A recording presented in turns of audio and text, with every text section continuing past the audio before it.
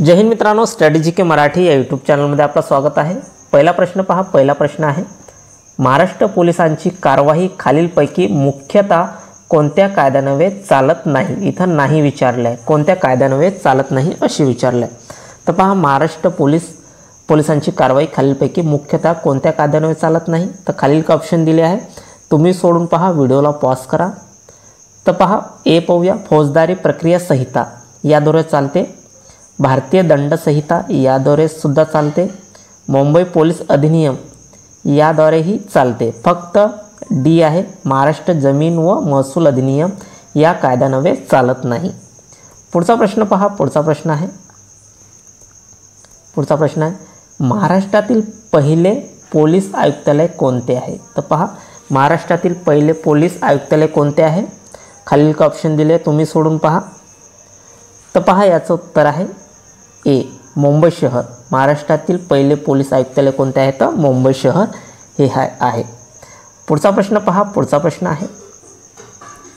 प्रश्न पहा, देशातील भारतीय प्रशासकीय सेवेतील म्हणजे IAS अधिकाऱ्यांना प्रशिक्षण देण्याचे मुख्य केंद्र कुठे आहे। तर पहा, भारतीय प्रशासकीय सेवेतील IAS अधिकाऱ्यांना प्रशिक्षण देण्याचे मुख्य केंद्र कुठे आहे।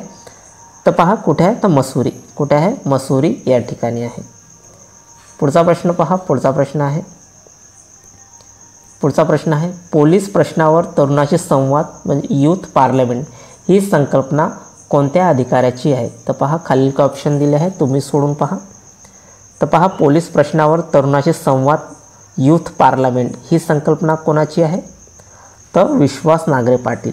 कोणाची आहे, कोणत्या पोलीस अधिकाऱ्याची आहे, विश्वास नागरे पाटील यांची आहे। पुढचा प्रश्न पहा। पुढचा प्रश्न आहे, महाराष्ट्र राज्याच्या पोलीस ध्वजावर अभय निर्देशक असे कोणते चित्र आहे। तर पहा, महाराष्ट्र राज्याच्या पोलीस ध्वजावर अभय निर्देशक असे कोणते चित्र आहे। तर पहा, खालील ऑप्शन दिले आहे, तुम्ही सोडून पहा। तर पहा, याचं उत्तर आहे हाताचा पंजा। कशाचे चित्र आहे, अभय निर्देशक असे कशाचे चित्र आहे, तर हाताचा पंजा दिलेले आहे। पुढचा प्रश्न पहा। पुढचा प्रश्न आहे, कमवा व शिका, इथं या डबल झाला आहे, कमवा व शिका या संकल्पनेचे मूळ जनक कोण आहे। तर पहा, खालील का ऑप्शन दिले आहे, व्हिडिओला पॉज करा, तुम्ही सोडून पहा। तर पहा, कमवा व शिका या संकल्पनेचे मूळ जनक कोण आहे, तर कर्मवीर भाऊराव पाटील। कोण आहे, कर्मवीर भाऊराव पाटील हे कमवा व शिका या संकल्पनेचे मूळ जनक आहे। पुढचा प्रश्न पहा। पुढचा प्रश्न आहे, बहिणाबाई चौधरी यांनी कोणत्या भाषेत कविता रचल्या। तर पहा, बहिणाबाई चौधरी यांनी कोणत्या भाषेमध्ये कविता रचल्या। तर पहा, याचं उत्तर आहे अहिराणी। कोणत्या भाषेमध्ये, अहिराणी या भाषेमध्ये बहिणाबाई चौधरी यांनी कविता रचल्या।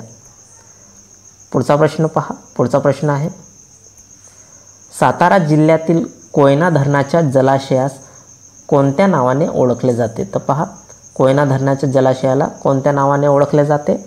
तर खालील का ऑप्शन दिले आहे, तुम्ही सोडून पहा, व्हिडिओला पॉज करा। तर पहा, याचं उत्तर आहे शिवाजी सागर। सातारा जिल्ह्यातील कोयना या धरणाच्या जलाशयाला कोणत्या नावाने ओळखले जाते, तर शिवाजी सागर या नावाने ओळखले जाते। पुढचा प्रश्न पहा। पुढचा प्रश्न आहे, तोतलाडोह हे धरण कोणत्या जिल्ह्यात आहे। तर पहा, जिल्हा विचारला आहे, तर तोतलाडोह हे धरण कोणत्या जिल्ह्यामध्ये आहे। तर पहा, कोणत्या जिल्ह्यामध्ये आहे, नागपूर या जिल्ह्यामध्ये। तोतलाडोह धरण कोणत्या जिल्ह्यामध्ये आहे, तर कोणत्या जिल्ह्यामध्ये आहे, नागपूर या जिल्ह्यामध्ये आहे। तर कोणत्या नदीवर आहे, पेंच नदीवर। कोणत्या नदीवर आहे, पेंच या नदीवर आहे। पुढचा प्रश्न पहा। पुढचा प्रश्न आहे, अकोला हे शहर कोणत्या नदीकाठी वसले आहे। तर पहा, अकोला हे शहर कोणत्या नदीकाठी वसले आहे, तर मोरणा। इथं मोरणी झालं, मोरणा। मोरणा असंही नाही तर असंही लिहू शकतो आपण, मोरणा। तर अकोला हे शहर कोणत्या नदीकाठी वसले आहे, तर मोरणा या शहर म्हणजे मोरणा या नदीकाठी वसले आहे। पुढचा प्रश्न पहा।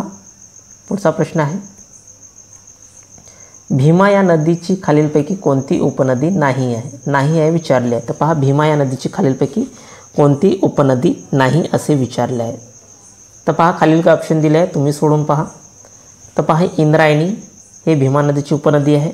मुळा हे सुद्धा भीमा नदीची उपनदी आहे. सीना ही सुद्धा भीमा नदीची उपनदी आहे. फक्त गिरणा ही भीमा नदीची उपनदी नाही आहे, कारण गिरणा हे तापी या नदीची उपनदी आहे. म्हणजे आपला ऑप्शन येणार डी. म्हणजे भीमा नदीची उपनदी कोणती नाही आहे? गिरणा नाही आहे. पुढचा प्रश्न पहा. पुढचा प्रश्न आहे चप्राळा अभयारण्य कोणत्या जिल्ह्यात आहे? तर पहा चप्राळा हे अभयारण्य कोणत्या जिल्ह्यामध्ये आहे? खालील काय ऑप्शन दिले आहे तुम्ही सोडून पहा. तर पहा चप्राळा हे अभयारण्य कोणत्या जिल्ह्यामध्ये आहे? गडचिरोली या जिल्ह्यामध्ये. कोणत्या जिल्ह्यामध्ये? गडचिरोली या जिल्ह्यामध्ये चप्राळा हे अभयारण्य आहे. पुढचा प्रश्न पहा. पुढचा प्रश्न आहे काला घोडा हा कला महोत्सवाचे आयोजन महाराष्ट्रात कोणत्या शहरात होते? तर पहा काला घोडा हे महोत्सव आहे, तर याचे आयोजन महाराष्ट्रातील कोणत्या शहरामध्ये होते? खालील का ऑप्शन दिले आहे तुम्ही सोडून पहा. तर पहा याचं उत्तर आहे मुंबई शहर. कुठे? काला घोडा हा महोत्सव मुंबई या शहरामध्ये होतो. पुढचा प्रश्न पहा. पुढचा प्रश्न आहे महाभारतचे फारसीमध्ये भाषांतर कोणी केले?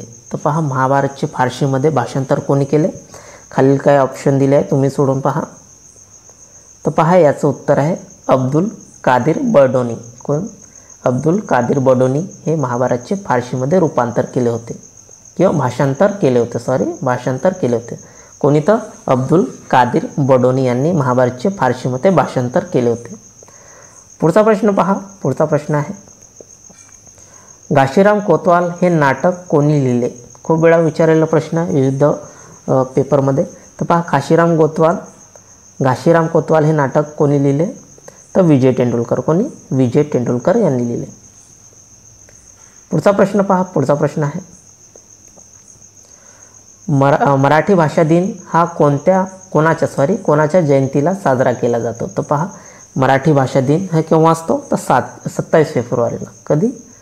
27 फेब्रुवारीला मराठी भाषा दिन असतो. तो कोणाच्या जयंतीनिमित्त साजरा केला जातो? तर कोणाच्या? तर कुसुमाग्रज. कोणाच्या जयंतीनिमित्त? कुसुमाग्रज म्हणजे विष्णू वामन शिरवाडकर.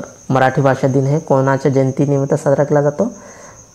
विष्णू वामन शिरवाडकर म्हणजे कुसुमाग्रज. पुढचा प्रश्न पहा. पुढचा प्रश्न आहे भारतात कोणत्या पंचवर्षीय योजनेत हरित क्रांती घडून आली? तर पहा भारतात कोणत्या पंचवर्षीय योजनेत हरित क्रांती घडून आली होती? तर पहा याचं उत्तर आहे तिसऱ्या. भारतात कोणत्या पंचवर्षीय योजनेत हरित क्रांती घडून आली होती? तर तिसऱ्या पंचवर्षीय योजनेमध्ये. पुढचा प्रश्न पहा. पुढचा प्रश्न आहे हिराकुंड योजना निर्मिती ही कोणत्या पंचवर्षीय योजनेची निष्पत्ती आहे? तर पहा हिराकुंड योजना कोणत्या पंचवर्षीय योजनेमध्ये झाली होती? तर पहा खालील का ऑप्शन दिले तुम्ही सोडून पहा. तर कोणत्या पंचवर्षीय योजनेची निष्पत्ती आहे? तर पहिल्या. कोणत्या? हिराकुंड योजना ही निर्मिती पहिल्या पंचवर्षीय योजनेची निष्पत्ती आहे. पुढचा प्रश्न पहा. पुढचा प्रश्न आहे खालीलपैकी देव या नावाचे अनेक वचन कोणते आहे? तर पहा देव या नामाचे अनेक वचन खालीलपैकी कोणते आहे? व्हिडिओला पॉज करा तुम्ही सोडून पहा. तर पहा याचं उत्तर आहे सी. देवचं अनेक वचन देवच होणार आहे म्हणजे देव. पुढचा प्रश्न पहा. पुढचा प्रश्न आहे खालीलपैकी कोणत्या नामाचे अनेक वचन रूप बदलत नाही? इथं बदलत नाही विचारलेलं आहे. तर पहा खालीलपैकी कोणत्या नावाचे अनेक वचन रूप बदलत नाही? तर पहा याचं उत्तर आहे पहिला सोने. म्हणजे पदार्थवाचक जे शब्द आहे त्याचं अनेक वचन होत नाही म्हणजे आपलं उत्तर आहे सोने. सासूचं आपलं काय होते? सासवा. बरोबर आहे. सासूचं सासवा. नदीचे नद्या होतो आणि केळीचे केळी हे अनेक वचन होतं. फक्त सोने हे पदार्थवाचक नावाचे अनेक वचन होत नाही. पुढचा प्रश्न पहा. पुढचा प्रश्न आहे महाराष्ट्रातील राज्य मान्यताप्राप्त विद्यापीठाचा कुलपती कोण असतो? तर पहा महाराष्ट्रातील राज्य मान्यताप्राप्त विद्यापीठाचा कुलपती कोण असतो? खालीलपैकी काही ऑप्शन दिले तुम्ही सोडून पहा. व्हिडिओला पॉज करा. तर कोण असतो? राज्यपाल. कोण असतो? महाराष्ट्रातील राज्य मान्यताप्राप्त विद्यापीठाचा जे कुलपती कोण असतो? तर राज्यपाल असतो. पुढचा प्रश्न पहा. पुढचा प्रश्न आहे डिप्रेस क्लासेस मिशनची स्थापना कोणी केली? तर पहा, डिप्रेस क्लासेस मिशनची स्थापना कोणी केली? खालील ऑप्शन दिले, तुम्ही सोडून पहा. तर पहा, याचं उत्तर आहे महर्षी विठ्ठल रामजी शिंदे. कोणी केले? महर्षी विठ्ठल रामजी शिंदे यांनी डिप्रेस क्लासेस मिशनची स्थापना केली. पुढचा प्रश्न पहा. पुढचा प्रश्न आहे, आधुनिक मराठी कादंबरीचे जनक कोणाला म्हटले जाते? तर पहा, खूप महत्त्वपूर्ण प्रश्न आहे हा. आधुनिक मराठी कादंबरीचे जनक कोणाला म्हटले जाते? तर पहा, याचं उत्तर आहे हरिनारायण आपटे. कोणाला म्हटले जाते? हरिनारायण आपटे यांना आधुनिक मराठी कादंबरीचे जनक असे म्हटले जाते. पुढचा प्रश्न पहा. पुढचा प्रश्न आहे, रक्तविसरण प्रक्रियेत अडथळे शोधण्यासाठी कोणते किरणोत्सारी समस्थानके वापरतात? तर पहा, रक्तविसरण प्रक्रियेत अडथळे शोधण्यासाठी कोणते किरणोत्सारी समस्थानके वापरतात?